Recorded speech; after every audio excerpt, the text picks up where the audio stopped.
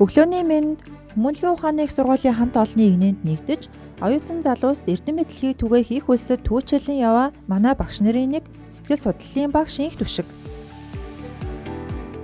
Багш маань өнөөдөр 6 цагийн хичээлтэй. Их сургуулийн амьдрал их сонирхолтой шүү. Хичээлийн үеэр багш нарт маань хандаж оюутан суралцагчдаас тэр дундаа дөнгөж оюутан болсон шинэ нисгэгч нараас төрөл бүрийн асуулт төсөлтүүд чихэрдэг шүү. Тэр болгонд багш нар маань оюутнуудаа зааж зөвлөн туслахыг хичээдэг. Харин өнөөдөр багштай маань ямар үйл явдал тохиолдох бол бүгдээрээ харцгаая.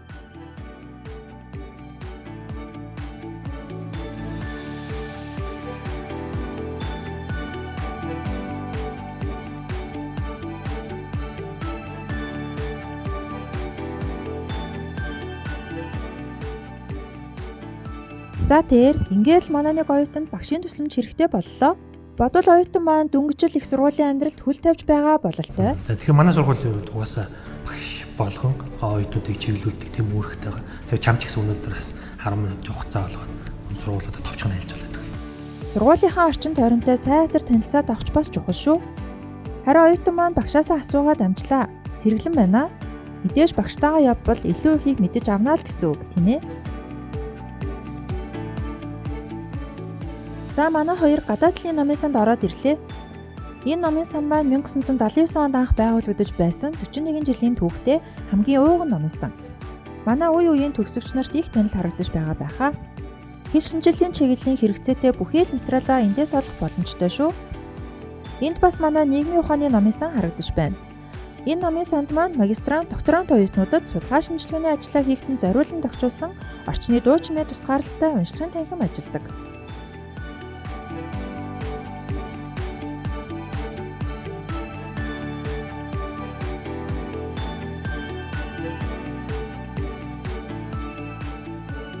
Харин одоо манай хоёр компьютерийн лабораторитой танилцж байна. Лабораториудад оюутнуудын давтлага бие даалт судалгаа шинжилгээний ажлаа хийхэд зориулан хэрэгцээтэй бүх төрлийн програм хангамжуудыг суулгасан байдаг. Бас график дизайны мэргэжлийн оюутнуудад зориулсан лабораторич бий шүү. Харин энэ бол гадаад хэлний лаборатори.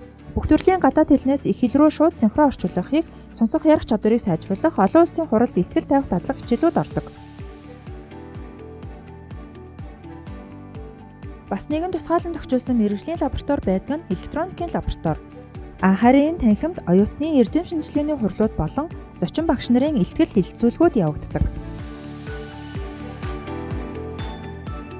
Харин одоо манай хоёр мультимедиа студид орж ирж байна. Багш маань сургуулийн орчныг сайн танилцуулж байна шүү.